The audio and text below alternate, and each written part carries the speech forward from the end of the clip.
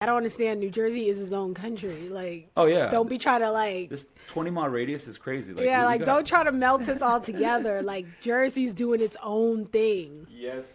Jersey keeps me more booked than New York. Tell me. To All be right, let me see how honest, this looks here.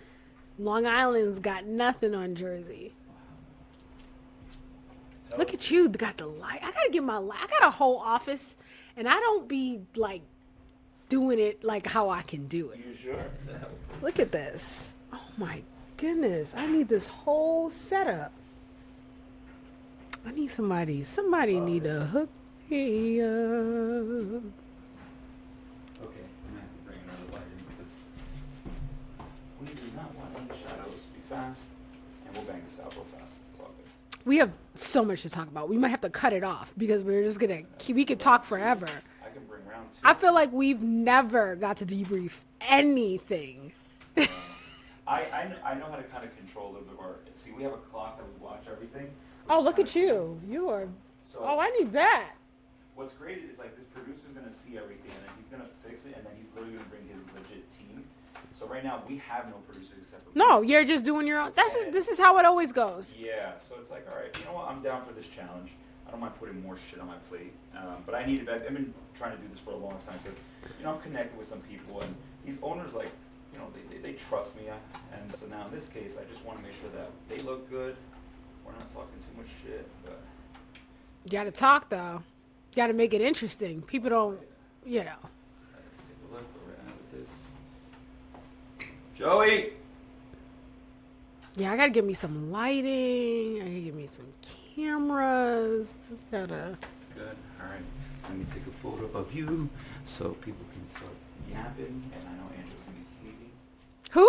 Angela from the West Coast. Oh, she's gonna be like, oh my god. Guess who we have next? Yes.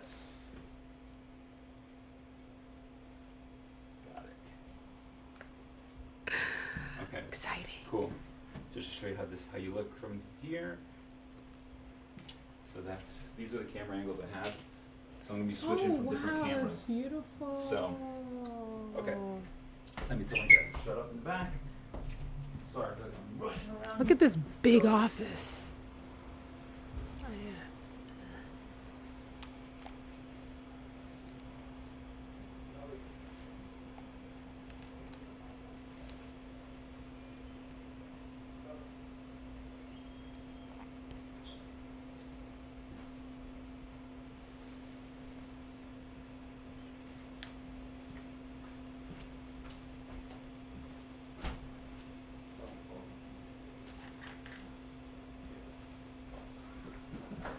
Captain's been a pain in my ass. Okay. Can you hear me? How do I sound? I can hear you. Hello? Yes, it sound good. Okay, good. Sounding good. There we go. Camera there. That's you. You look good. Okay, great. Okay.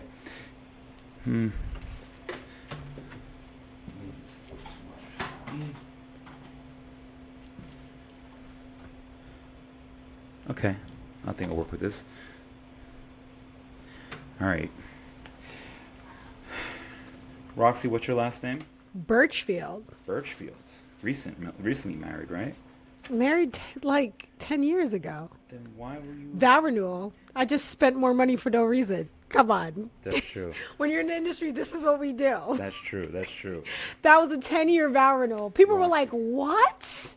TikTok was like, what? TikTok. What is TikTok? Don't you have like AOL? All right. Dial up. I was that generation, by the way. Yes, you were. Yes, you were. You're a doll. All right, so I'm going to go into this 3. It's 12:27. All right. All right, look good here. 3, 2, 1. All right. Well, behind the keys with Jack one more time. And today I got a special guest here. She's very known in the wedding industry, not just because she has a great smile, amazing personality, but she really sets the tone pretty high when it comes to fashion. Yes. Thank you. Every time people, when they see this young woman walking down that aisle, and everyone's like, okay, who's this? And she sets the tone of luxury, of elegance, of grace, and any couple that chooses to book Miss Roxy, the Officiant, or is it Officiant Roxy? I think it's Officiant Roxy is the tag. Rev Roxy. Rev Rox. That's what it is. Rev Rox. Anyone who books Rev Rox, I'm telling you, it's what we need in the industry, in the entertainment world, and of course the venues.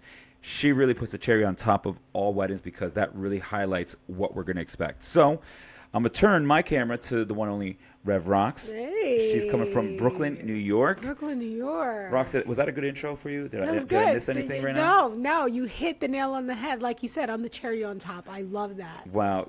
How long have you been doing this?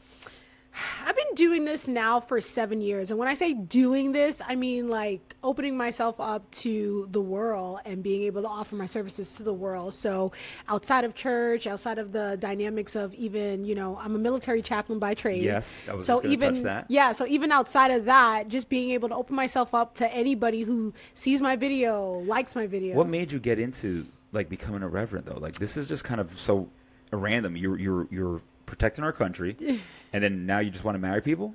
Like, how did this come about? So, remember, I was a senior in high school. I went to high school in Manhattan, LaGuardia High School, Performing Arts High School. Class of 2020, right? No. Was 2020 or is that 2000? No, not 2020. That was like just now. I know. I'm like, I don't know, 2002, huh? Something like that. 2002. You look great. Go on. Thank you. Almost 40 years old and proud. Got my gray hairs. I will not dye them. Look one bit. I thought you were always 32, to be honest with you. No, I really thought, like, wow, this girl, she comes in with style. She owns this wedding venue. She walks in everywhere, and she comes with her pad that's bedazzled and everything. Like, I'm telling you. Thank you, Angela. And shout out to Angela. Like, you really kind of wake everyone up. And I'm very detail oriented. So when I see someone like you who come in and really kind of set the tone pretty high, I feel like every vendor has to really follow up, from florals, from even from DJs and bands and from photo booths, the whole 9 yards, because like you are something. Oh, that's thank you. it's a privilege to have someone like you hosting someone's special day. So just giving you a shout out to that, because I think that's kind of cool to know that you really set the tone high on that. Here's the thing. Here's the reality. There's a lot of everything out there. Right? I mean, you know that, right? There's a lot of DJs, right? There's a lot of officiants. There's a lot of florists. There's a lot of everything out there. But at the end of the day, like, how do you stand out, right? And people always say, well, you are you and no one can be you. But a lot of yous out there are kind of boring. Yeah. Like, let's be honest here. Let's not be kind. Let's be honest. A lot of yous out there are really boring, and I don't think I'm boring, So it's like, how can I show me on the inside, on the outside? And you express yourself. I mean, obviously, with a smile, you have confidence when you walk up to that aisle, that altar. But this didn't just. I mean, how did this fashion come about? Like, seriously, this really expresses your personality. I'm always shocked to see. You have a different attire almost every wedding. Not every wedding. They're uniforms, and I do repeat, and I do try to also have a little bit of insight on what the vision is, like what the couple's vision is, even for their design, so that I really am kind of fitting into that and not just this random person that looks like they have no clue what's happening today. They just showed up, And I think I have a theater background. I come from the world of theater. I went to high school in Manhattan, Performing Arts High School, and I've just always naturally come from a very expressive background. Like, I was around people who are very expressive. Like, literally in high school, we used to dress up every day. Every day, people put full-on makeup on, like razzle-dazzle eyelashes. Like, we were those teenagers that were like, cool. Every day's not a concert, but it was a concert for us, So that's kind of naturally who I am. I have a whole degree in theater. I continued this theater thing for a really long time. And when my parents probably thought it was a phase, all I did was transfer it over to ministry, which was weird. I know you were going into theater to I guess become, what you think about becoming an actress, always, Broadway, since I was a kid. Actress, right? Yeah. Okay. And then why ministry though? Like, my parents actually are from the Caribbean, and the reason why they came to the United States is my dad was studying and got into a seminary school here. So this is a generational thing. I tell people all the time, I'm like third generation clergy, but I'm also third generation entrepreneur. Okay. So it I'm lucky that I'm living in a time where something like this could become a business too. Right. Very strange, right? Usually you grow up, you become a pastor, you work at a church, and the end. Like you stay there till you die. And I remember when I felt called to like seminary school, I still felt confused as to what I was going to do, because I was like, I kind of feel too cool to be here, but I know I'm supposed to be here, if that makes any sense. Yeah. So I graduated and I was like, I don't really think I'm called to just like be at a church. Not that there's anything wrong with that, but I felt like there was something about being outside. I had a background like the theater, where you're being raised around the strangest of people. Like it takes a really strange person to want to be an actor. Yeah. You got to be kind of weird on purpose. Oh yeah. You know? I'm proud of it. You need to have a switch. Yeah, on and off. yeah, So exactly. And so I was like, I feel comfortable being outside with the strange. So how can I do this work but be around like what people don't think is normal, you know? Yeah. Because kind of like the church world creates its own normalcy. And like for me, that was just, I was like, I need something more. And so then I felt like my senior year of high school, that's when 9/11 happened. And it had a huge impact on me. Yeah. And from that time on, the military was always this thing. It was like, how could I be like a pastor, but like to people who were firefighters or police officers or soldiers or airmen, like the people who serve, like the heroes who serve. Because I knew that even though they were heroes, they were human heroes. Yeah. And I knew that they lived with a darkness that was hard for them to express to the world. So I was like, who helps those people? I feel like I've got something that I could give to them. And I know there's no... You nurtured that. You came out with that. That's really cool. Yeah, I felt like coming from a world of make-believe. I know this is so weird to connect. No, this is good. But coming from a place of like make-believe, I felt like that could be kind of fused with like a therapeutic way of serving that community. So I went into seminary school, went into the Army. That was the first branch that I went into. I'm now in the Air Force, but I served 10 years as a chaplain in the in the Army, the reserves. So I served 10 years in the Army Reserve as a chaplain, and I served my soldiers faithfully. And I grew and I learned so much in the realm of counseling. So now that I'm an officiant, now I'm connecting it. Now that I'm an officiant, and the first wedding I ever did, by the way, was my sister's. Okay. And after I did my sister's wedding, people started asking me. And I was like... So what were you wearing at your sister's first, your first wedding? I wore a black tulle skirt. Okay. Which kind of made me look like a ballerina on the bottom. Yes. And then on the top, I wore my traditional Protestant kind of uniform. I had the black shirt with a white solid collar all the way around. I had my makeup done and my hair perfectly blown out. And I remember walking out and people gasping, kind of like, you kind of look like a doll, but like legit, you know, like that was how they were expressing it. And people started asking me after my sister's. It was posted on a blog and people just started asking. I was like, wow, this is a thing.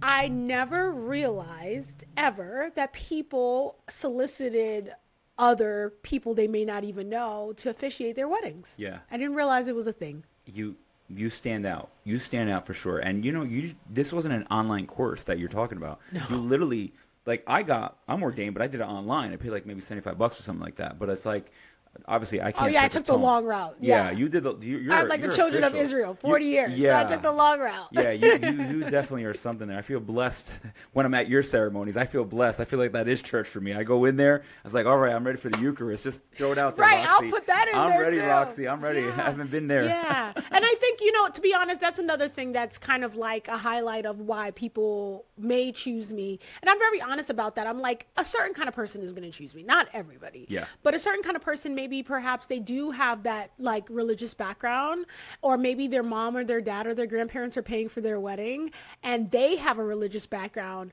but the couple wants a more modern touch. I am a good in between.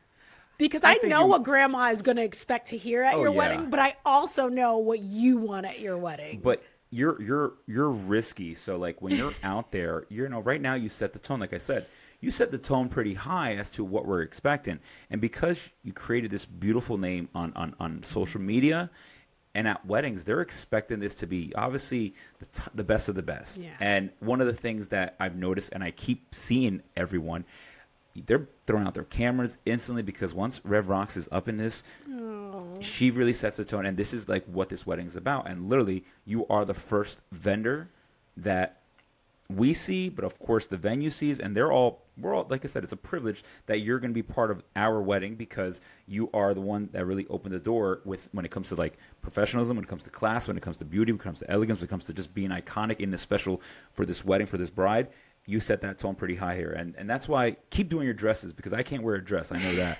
I know. I actually get a lot of DMs from male officiants being like, well, I can't wear a dress. And I'm like, yeah, but you guys can wear a really good suit. It Come expresses on. your personality great, though. Thank you know, you. And you know what? I don't think even it doesn't overshine what obviously the bride's going to wear Right. something white. And that was what people would sometimes tell me to like scare me in the beginning when I had this idea. They'd be like, but what if the bride, da, da, da. And you know what I realized? Those weren't the people who were booking me. The people who were booking me wanted me to set that 100%. bar because they knew, they were also confident. They were like, I'm going to have the best dress designer. I'm going to have the best of everything. So Yeah. it's all got to make sense. From hair It's to makeup to DJ, everything, and you are the first one that they open up with, Yeah, of course. So thank you. that's great. That's great. Yeah. Now, this journey becoming Reverend Rox, it wasn't easy, you know. So you did your sister's event. So this was the first event that you did. You had Yeah. your tulle dress. You know, you must have had like a little bit of some sort of like motivation. I mean, you were inspired at this point. It's like, you know what, I can keep doing this. What made you jump the gun on this? And it's like, you know what, I'm gonna promote myself being Rev Rox, and then after that, how long did it take to start getting the ball rolling with the attention? So here's where this theater background comes into play. Okay. I did my sister's wedding, and I continued to be in the military as a chaplain in the reserves, right? So that's part-time. And I also was a chaplain in hospitals and hospice as well. I know. So I was spending most of my career as a minister at end of life, death and dying, crisis, emergency room, intensive care. Like, This is all new to me. it was like all dark stuff. Like, I had a whole career helping people in dark times. So first of all, it was therapeutic for me. Was this why you were wearing like a skull dress? I'm wearing the A gold skull dress? skulls. I'm scared of nothing. Okay. I love that. I wish I had a tuxedo like that. Yeah, it's like I'm holy and badass all at the same time. Like, all she's at the same Disney time. badass. It's Disney badass. Hey, I have an Instagram page for that.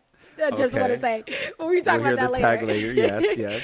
But it became therapeutic for me to do the weddings because it was like happiness. Mm-hmm. I was a part of happy moments in people's lives. I was so good at being a part of sad moments. Like, I Yeah. could do sad moments at a drop of a dime. Like, someone died, I got you. You Yeah. know, like someone needs someone buried, I could say something meaningful. So how do they approach you? How do they say, well, listen, I lost my ferret. You know, Kyle, my ferret. How do you, what would you make up to make sure Kyle's in a good place up in heaven? Well, My I ferret. mean, I had the luxury, I would say, of actually being with people at the end of their life, like actually you being go with there. them, at their last breath, especially when I was working in the hospitals and doing overnight, and, people would die at like random times, like 2 a.m., like when, people Jeez. weren't really around. And Yeah. so I worked for a lot of hospitals that had a rule that like, we just don't let people die alone. So if you were actively dying, like a chaplain would come and sit with you Yeah. until like your last breath. So I sat with a lot of people I didn't even know. I didn't know them at all. They were complete strangers to me, but it was my How's job. that conversation? Like, how do you open up to have spark up a Sometimes conversation? you don't have any conversations. But you know that they're on their last breath. Yeah. And you just have a deep conversation. And Sometimes I'll talk if they want to talk. Sometimes it's them staring at me and they can't talk because they have a tube in their mouth, but their eyes are talking, right? Right. And sometimes it's just the company, knowing that someone is there, Yeah. witnessing your last moment. That is so sacred. It doesn't matter that they didn't know me at all. Has there been a story or a moment where you were at the my hospital God. where really kind of touched the heart, where like, you know what, this was my place to be here? First of all, I feel like that, to be honest, with every last one. And this might be kind of creepy to you, but it's not to No, me. I'm okay with I feel creepiness. like every single person that has ever died, it's weird to say in my care, but like at me as their chaplain, I literally feel like they are with me. Wow. And that's why, like, I always tell people, like, I'm not scared of anything. Like, I'm covered, yeah, by God, but also like my people that I didn't get to live a whole lot of life with, but I got to be with at their last breath. They're with me in some way. I feel like literally they are with me. That takes an emotional toll, I think, for me, especially because I'll probably really grab onto them and just kind of really be connected, even though it's like only a day or two with them. It's tough. But It's like tough. that's kind of like weddings if you think about it too. Like Yeah, it's these people come into your life and you're playing their music and it may seem so simple, but it's not. You were with them. You got to see like their faces when they were just at their Yes. happiest moment of their life. I've always said it's like it's a bride's wedding and it's a groom's funeral, so that you get two at once. No, it is not. It is not. I play that card all the time. It's like I feel like that's how it is because these guys are just nervous up there when they're waiting. Especially, you know what's funny about what you do? You really keep your ceremony very engaging. You know, you Have get to. personal. You have spunk. You have that smile. I feel like I'm promoting hard here for you, but I love it because I'm fascinated on how, as an actress, how you captivate and control everyone's attention, how you create the story, and it's beautiful because this all adds to who you are, your story, and your personality. With personality-wise, like growing up, you have any brothers, sisters? I have one sister, the one I married. Just one sister. The That's one- it. Yeah, The one- I have a half sister. Are you the oldest or youngest? I am the oldest. I'm the Okay. oldest child. So you're the oldest child. So you're definitely dad's favorite. Yeah, but I You're don't know if definitely I'm dad's his favorite. I don't Well, then know. again, you That's did go to- controversial. I don't know. you did go to military school for something, right? But I feel like is dad proud? He is. Apparently, a lot of so my dad he's a real estate developer person. Like he owns like a city block, right? Okay. Well, all these businesses are in there. And when I go to like visit these businesses, they're always like your dad's like walking around with the New York Times and like, this is my daughter. And like, it's so, but to my face, my dad shows me He's none of that. Very proud. I could see. I sense that. Yeah, especially one you of the- think so? One of the I'm skulls excited. are winking at me. You know, one of the skulls is saying, "You better say something nice about me." But no, I could definitely see because like I'm a father of 3 kids. You know, 3 Wow, boys. look at you. Not yet. Yes, you have 2 of your own. I got 2. Yes. We got full house. Yes, and I think that's a legacy that I leave behind with my kids. You know, I want them to know, like, you know, You're building dad's a just not just a legacy. DJ. No. Dad is a producer. He creates memories, and I'm surrounded by amazing people like yourself. And this is what really gives me my fuel to really continue growing because now if Roxy is coming through with all these different suits and dresses, I got to come up with different tuxedos too because you know what? You've got a lot of things that you come up with, though. You've got all kinds of tricks in the bag, and I don't know. Each wedding, you're pulling out different ones, I guess, Oh, yeah. depending on the vibe. But I got to entertain myself. Yeah, I get you- bored very easily. listen, I usually just listen at the average wedding. I'm just listening to the music, and no matter where I am, I'm judging the DJ literally only by what he's playing. But with you, I don't know what kind of get up you're about to come into.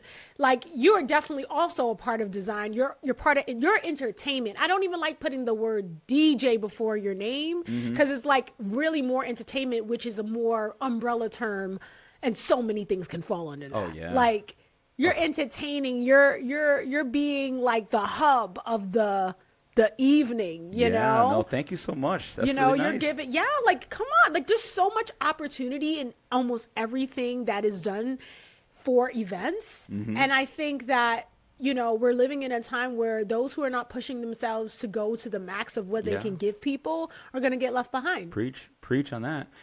Are you being recommended on any of these venues? Crystal Plaza, we've Of got to give them their course. props because Max to was be here. honest, like Crystal Plaza was like straight up with it, like come see us, come see what we're doing. You know, Max is always, first of all, some of the like I haven't done like a ton of weddings there, but the few I have been hits. Oh, like yeah. it's insane. Like when I'm gonna be at Crystal Plaza, you need to pay attention because it's gonna be crazy. Well, Max and Hunter have been doing the last 2 years, especially after the pandemic, has been great. It's been His ruffling family- feathers. His in the- family is really blessed with the fact that they have a generation that is realizing what they have. It's hard for any kids to follow like dad's or I mom's know. footsteps. It's you know, very hard. My wife told me like you families usually kind of the successors. You miss a generation after that. So we'll see what happens. But I think Max and Hunter. Max was here, so he spoke about what they got going on in the future. But that kind of goes into what we said in the beginning. It's like these venues are now figuring out we need people like you to complement the clientele that we bring in because they're producing quality, value, and their attention to details and stuff like that. So, and we've been with Crystal Plaza for over a decade. As a matter of fact, I think I did. Wow. I did Max and Hunter's prom. That's how long I've been in there. Yes, and I have photos of this too. You know what's so funny? The quick little story. Like Crystal Plaza, how did they discover me? Even like I was on, what was that app that everybody used to go on and like Bumble. No, stop it. Tinder. No, the one where not a dating app. It's an app that like another social media one where people will go in the chat rooms to like talk. Facebook? Is it like a Facebook it's not ad? a Facebook. It that kind of fell off a little bit. I'm not gonna lie. It's like there were rooms and people would sit on the stage. Clubhouse? Clubhouse. Clubhouse. So sad. I'm like not even. Yeah, that's sad. But anyway, Clubhouse, right? So I'm on a Clubhouse talking, and they're like, and the person's interviewing me, and they're like, name your favorite New Jersey venues, and I'm like, Park Chateau, Legacy, blah blah. Name it, and I'm like, and that's it. The rest of them, I don't know. And then Max is in the audience, and he's like, excuse me, like you need to come to Crystal Plaza. I'm like, oh, okay.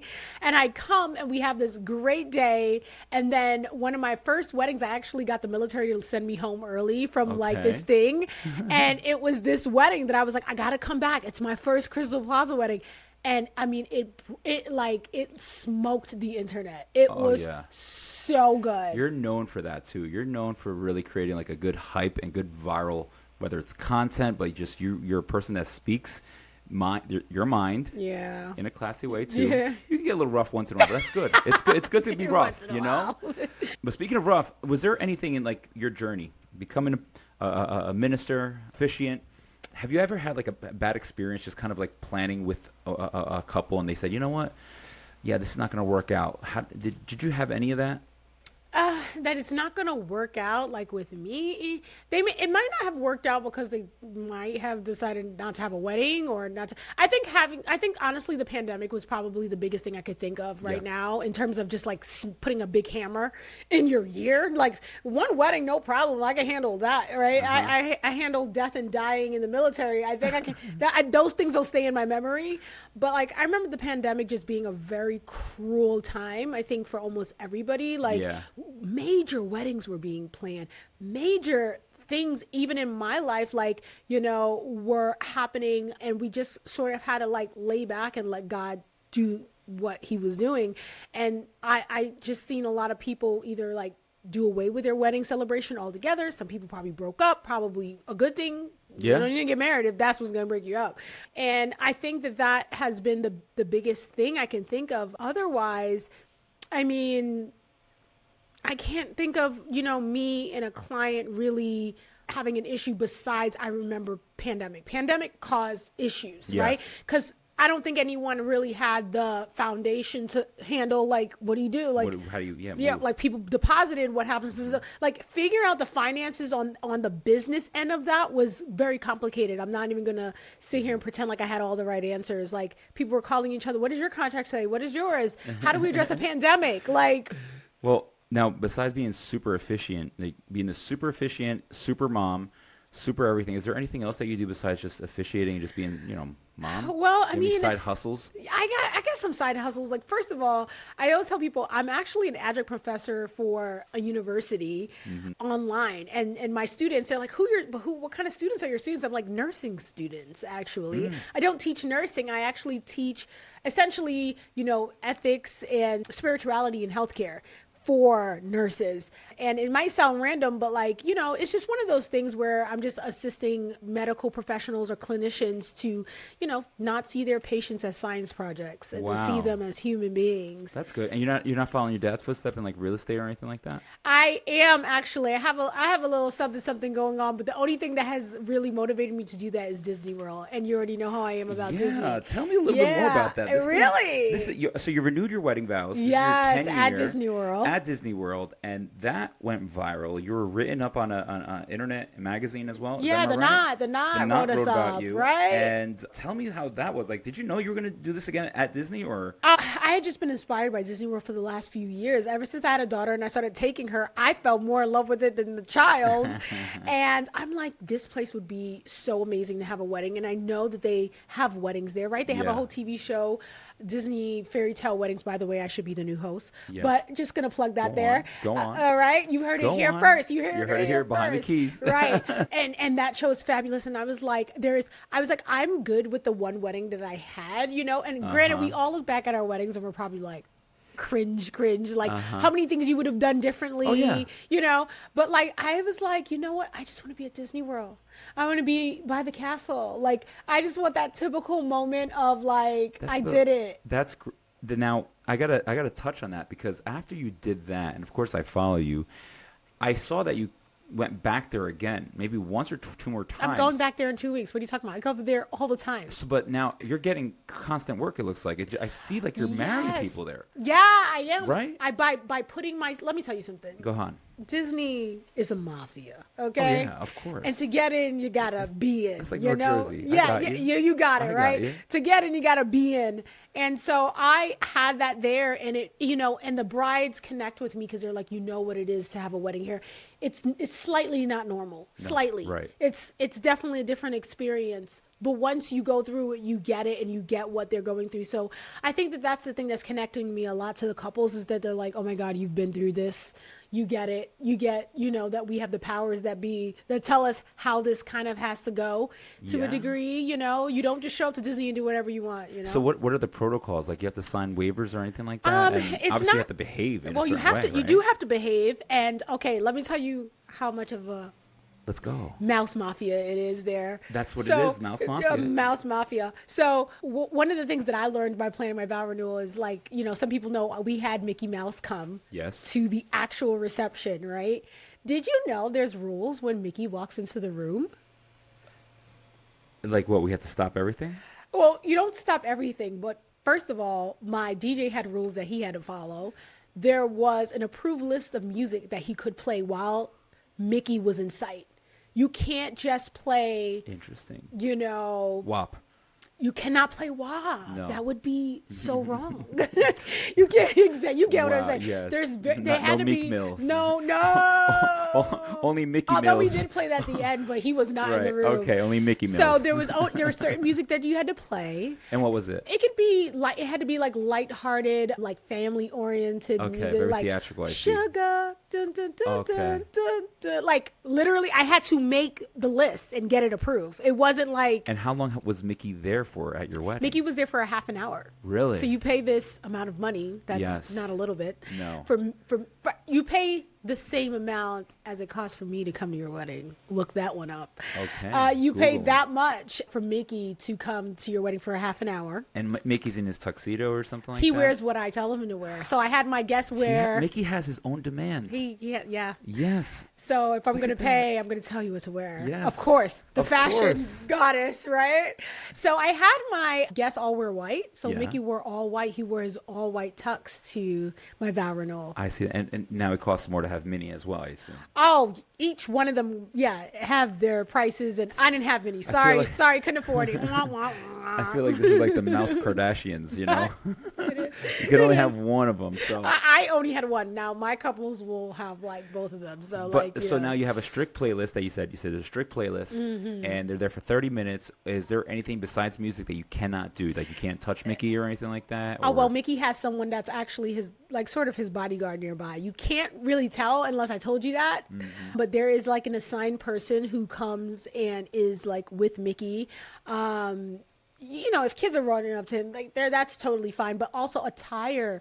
They didn't really tell us this one, but we learned this in the process. Just letting you guys all know, like, you gotta be dressed pretty decently to take a picture with Mickey Mouse. And I'll leave it at that. No, totally Be decent. Totally get it. Look at everyone's platforms. Look Right. at everyone's platforms in our industry. Like you're not going to put a guest that's wearing T-shirts out of their whatever it is, and they look disheveled, unless you make fun of it.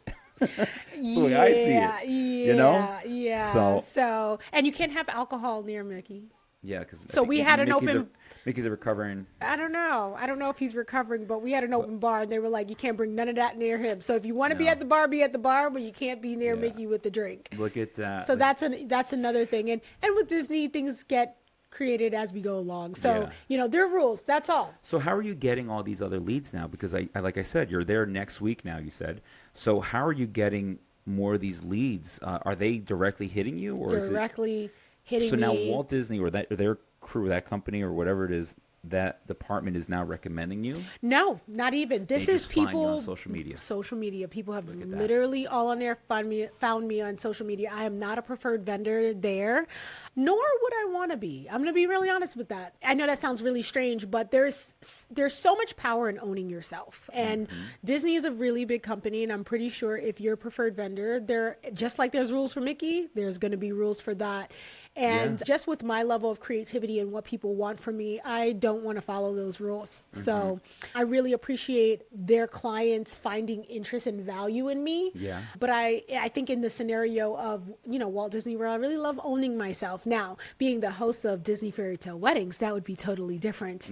We would be able to do so many more things outside of being a reverend. But in the terms of me being a reverend, I come with my own set of rules as well. So it's very important for me to, own myself and own what my ordination has mandated upon me as someone who is ordained. It's not just like a piece of paper. There's actually a whole committee that you have to go through an interview process, and there are people watching me always. Ugh, I bet. So now let's talk more about your one of the best things about what we do is there's always been an event that really kind of sets the bar pretty high for us, and it's always memorable. Do you remember any of your event the last 2 years that really stands out? It's like we could talk about that person, that couple, but that one wedding really stood out just because of their aura, their chemistry, and just in general how the night went. Do you remember any wedding? I have so many, but I think I'm going to touch on. Oh my goodness, I have so many. Why would you ask me such a crazy question like that? There's a lot of my weddings that we host. couples hit every time. Like you don't understand. Like, for my vow renewal, my guests were there were like 85-90% my couples. Did you know that? No. They weren't. It wasn't my family members. Like, that's not who was partying with us at 10 years. Wow. It was not even all my couples. It was only a small percentage of them. And they all flew out there. They all flew out, of course. And so they're family to us. So it'd be really hard for me to pick those out. I think what I'll do with this question is kind of flip it a little bit. I've had some very pivotal moments in my career with these couples out here. First of all, people, you talked about my success. So I just definitely want to touch on the fact that, I did Love is Blind. That TV show. Yes. And that was a very pivotal moment because in my career, not because I was on TV. This is with Flavor Flav? No. Oh, you're talking about Flavors of Love. Yes. Whatever that other show was I on. don't see you there. No. Even though Flavor Flav, hey, hit me up. If you need this rep to do something for you, I got you. For his fifth wedding. No, Love is Blind, that came out during the pandemic, actually. And it's one of those shows where they are engaged, and then at the wedding, they decide if they want to say, I do or I do not. So strange, right? So it was the very first wedding of the series ever during the pandemic. So everyone was watching, by the way, on Netflix. And the guy said, I do not. That had never happened in my entire career. Where am I? The Twilight Zone?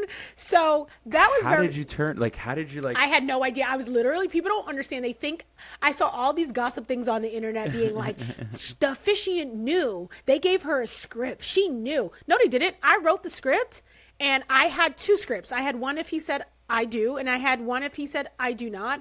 And to be honest, when he said, I do not, I flipped to that page. And I was standing there in shock like, oh my gosh. And what did the page say? Like, what was? No, I mean, it would just give him an opportunity to share why he was saying, I do not. And Man, and I'm sitting here and I'm like, holy, I don't know what to do. That's so cool. It was cool, but it was odd, but it was cool. So that was kind of an interesting vibe, I would say. And then, the second runner up to that would honestly probably be the wedding I did with you, the first one ever. Do you know? And I mean, I Which think one's this one? Okay, this is the one at Legacy Castle 3 days after I gave birth. Yes, That's crazy. That was a good one. That was a good one. We had the A squad there. We had the planner Yasmin, I believe she was. Yasmin looked at me and was like, "Don't you ever give birth and just show up to a wedding? Don't you? You don't need to be here right now." And I was like, "I know, Yasmin but has I like needed 7 to kids. be." I know. She was like, "How could you just give birth and just walk up in here working?" I'm like, "I know, but I had That to." was a fun one too. Isn't that crazy? 3 days. Like every time you show the video of us at the reception, my face is like a chipmunk. I'm like, I couldn't tell. I just thought, you know what? I'm very like, I'm always cloud nine every time I work with like a lot of cool vendors because, you know, you stay connected, not just with social media wise, but like you can see everyone's growth and success and how they're like changing, you know, just the way their careers are and meaning what's next for Rev Rock. Like you already got the fashion down. You got this wow factor. Once those doors open up, you're coming down that aisle. What's next? Are you going to bring in your own sparklers? Are you going to bring your own clouds when you come in? You know, not clowns, clouds. Like, let's up this game because this is like this is what has to happen. well, I'm going to leave clouds and sparklers in the hands of the entertainment. There you I go. will always leave it in the hands of the entertainment. But I do encourage my couples get some good entertainment because I do need the smoke and the clouds. Like, come on, let's add that to the not? ceremony. I've seen it done in ceremonies. And Yes. I always tell people you can add so much flavor if you just get the vendor that has that mindset, that has that vision to be like, whatever you want. I see that you did the clouds for the bride that walked down the Yeah, aisle. that went viral. And I was like, come on, man. Just off of that, I was like, that needed to be my ceremony. It was. You know, it you was- have the vision. So I leave that in the hands. I always tell people I will never even bring my own microphone. Now, I might bring my own mic stand. I heard you're working on a mic You stand. know I'm working on a I mic heard stand. you're working But on I this will mic never stand. bring my own sound. I leave that in the hands of the professionals because I know how important, as someone from the theater, I know how important sound is. It's a full-on job. It's yeah. not just something you just kind of throw together. I'm nerve wracked every time I have to play 3 songs for a ceremony because like I'm waiting for the cue, I'm waiting for the kiss, I'm waiting is the officiant going to step to the side so I can push play? Like I'm See, worried. I create a cue sheet. So, like, I make life easy. That I will create a cue sheet because I know how complicated that is. It's not simple. Oh, yeah. People always think, oh, like, you're just standing there and you can see. I'm like, DJs can't always see. Sometimes they're put in positions where they cannot see. Yeah. And you have to rely on someone else to give you the cue, which is not fun if you're a type A personality. So now, how busy are you for like 2023? Actually, I have really changed how I do weddings to the point where I had a year that I did 100 weddings. And I know you would think, most people would think that was a good year. That's not a good year. No. It's not a What's good the year. most you did in a year? 100. I just Oh, told you. that's the max. I did 100. That's wow. I'll okay. probably like 111, but that's not a good year. That's a bad year. Something isn't right if you're getting booked that much. Well, that's Something true. is needing to change in the business. So I've done a lot of revamping on the back end in So- terms of my offerings as such. So let's talk about percentage wise. Like, Yeah. are you a 95% booking rate? Because then that means you're going to be cheap. I mean, you booked 111 events. How many didn't fall through? Or how many fell through? Did you have like 200 come in and then only 50% of them So booked? Or? I'm going to be honest. That year, and you know this, that year after the pandemic, like after the pandemic started to come down off of its hill, Yeah. was crazy for like almost everyone. Oh yeah, right. everyone had 7 months to try to fulfill 1 year. It's crazy. Exactly. Because you had a mix between your old prices that you had to fulfill that were fully paid, and then you had your new stuff. Yeah. And you were like trying to fit it in wherever you could fit in, Yeah. right? So after I had that year, I said, now that I have done all the made up weddings, take a deep breath. No, what do you love about what you do, and what does your look at these reviews? What is it that they love most about you? You're gonna up that. I'm Yeah. gonna give more of the things that my people love, but then the pricing has to match with that, right? The Yeah. pricing has to match with that. And so once I did that, obviously there are gonna be some people that says, well, you know, I didn't budget that much for that. Some people might say I didn't budget that much for it, but I'm gonna find the money, and then it works out. It kind of like, you know what I mean? People have to understand when pricing goes up, it's not us trying to Yeah. stick our middle finger No, to no, you. no, right. That's It's us just- being like, listen, my offerings have improved, and there's a value that comes with that. There's a certain value. Yeah, there's a price tag for value. You want to have a Ferrari or a Honda. You know, they both have. There's some have better Right. plans than others, but like Right. Ferrari, that turns heads.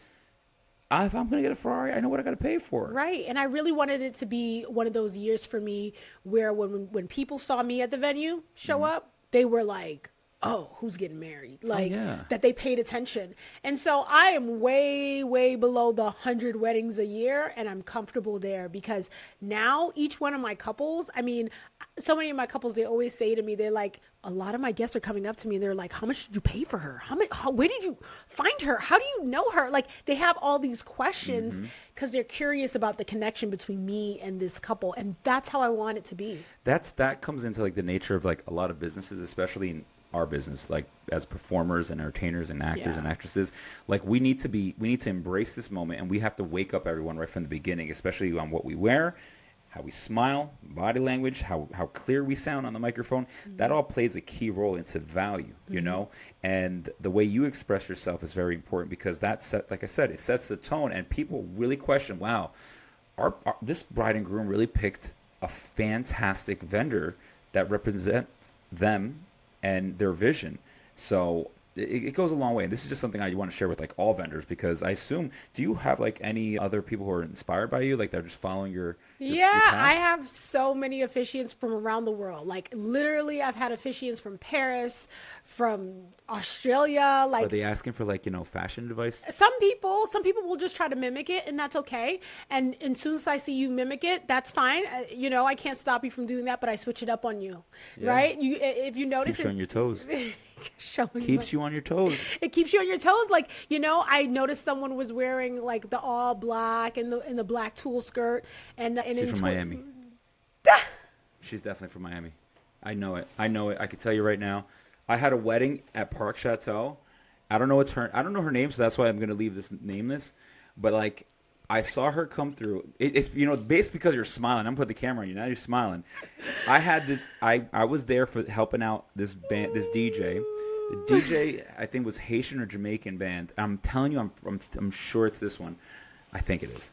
Look, let me see the face again. Let's see. Okay.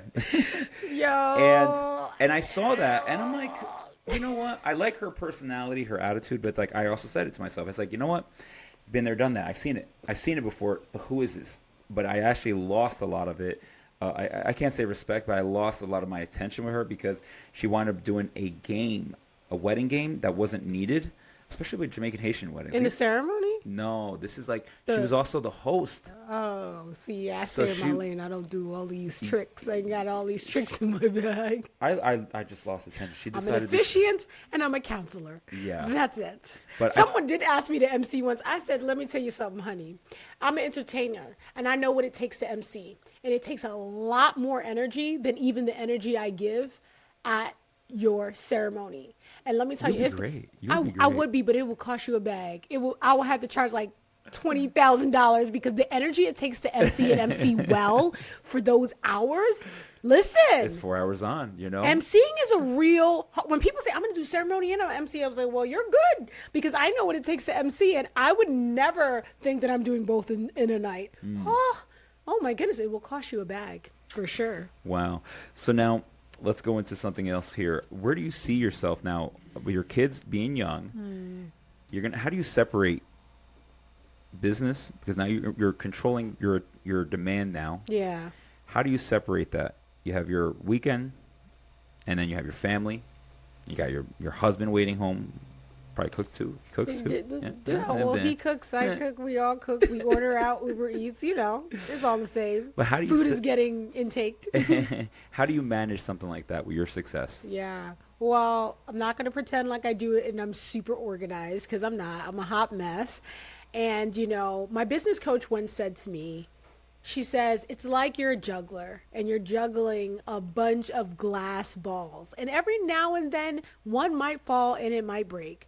But at the end of the day, your job is to try to maintain as many of them going. Yeah. Right? That's my life. All right. I'm perfect some days. I'm yelling at my kids. I'm rushing here. I'm rushing there. I try to make sure I'm staying super on point with my business, because that's kind of the foundation of a lot of things. But at the end of the day, we're taking family vacations. That's why I go hard for Disney, because it's my time of like wonder and fun and getaway. And so family oriented vacations are so precious and so important to me, because our normal life is just so busy. Yeah. And so honestly, that analogy with juggling the glass balls is really my life and really how I'm going. And, hey, you can only be gentle with yourself, because Yeah. that's the only way you're going to wake up the next day and be kind of living in this world of contentment. I don't try to get to this high point of joy and I have everything and I'm super rich. You're never going to have enough money. You have to admit to yourself, you're never going to have enough money. You're never going to have enough time. You always could do something different. There's always these things, right? Yeah. But at the end of the day, it's striving to have contentment. Yeah. And I think from the spiritual and the mental health side for me is that's my goal all the time. Am I content? Everyone that I brought onto the Behind the Keys, not everyone, except for one person, but one person did talk about money, which is kind of like me. I'm always against that. I don't like to talk about money, but these conversations that we've had for the last 45 minutes, it's interesting because there's a story to understand your value and your place in an industry, you know? Yeah. And it's great because like, I feel like that's always been part of anyone's success story is to, you know, reach for the stars, go for your goals because the money's going to be there. And you're right. It's just money comes and goes. Right. But, you know, if you stay stuck with like, I'm worth this much, I got to stay with this much, you're going to find yourself off the market. Right. And then you're paranoid. And now you're like, you're lost, you're vulnerable. And then you become you're doing things cheap again. I know. Yeah. So, but anyway, all right, we have to kind of wrap up a little bit here. Yeah. But any words of advice for anyone who's following your footsteps from being a fashionista, a reverend, an actress, a mother? Any words of advice?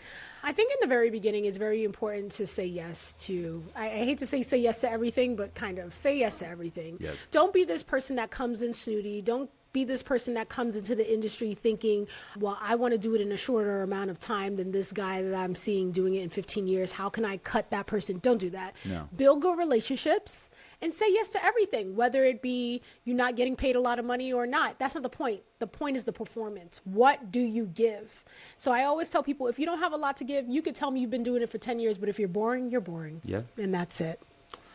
We got to do a part two. You definitely. We got to do a gotta part two. We you do. know, We because, do. You know, being a fashionista, she becomes like fashionably late too. Yeah, You know, I'm I got sorry. If it's not a DMs. wedding, it's so hard. But, you know, last question: like, how long does it take to get ready for a wedding? I mean, Oh, for you. I'm probably getting dressed just as long as the bride. yeah. Yeah, I got to wake up So you early have in your the own morning. bridal suite too with the bride. Your suite is No, bigger than the bride. I mean, the venues could get to the point where they update themselves to give me my own suite. Ew. All right, Roxy. You're amazing. You're beautiful as always. And we're definitely going to have a two-parter here, but this is part one, okay? Part one. That's that. All right. Thank you so much for joining me at Behind the Keys with Jack. And Yeah, sure. you'll be on my volume 2. Okay, sounds good. Thanks. Nice. That was fun. I need this. Jack, you just need to come to my office and set me up. I need to have a podcast. Like, I know I won't have the time, but I don't know how to do all of this. Like, Joey helped me out. He's the one who oh puts all my this together. goodness. So You got 3 cameras.